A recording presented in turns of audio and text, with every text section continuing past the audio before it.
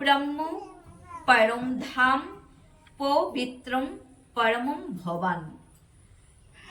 এখানে ভগবান শ্রীকৃষ্ণকে অর্জুন কি বলে তিনি নিবেদন করলেন, প্রার্থনা করলেন যে হে প্রভু, তুমি পরম ব্রহ্ম এবং পরম ধাম, পরম পবিত্র ও পরম পুরুষ।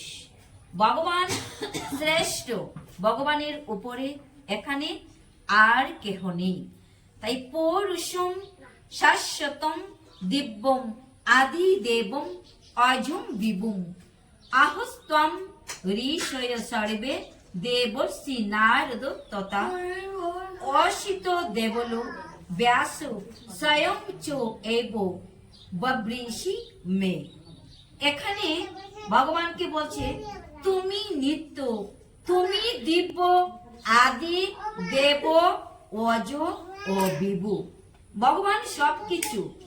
দেবর্ষি নারদ, অসিত দেবল, ব্যাসদেব আদি ঋষিরা তোমাকে সেভাবেই বর্ণনা করেছেন এবং তুমি নিজেও এখন আমাকে তা বলছো। হরি বল।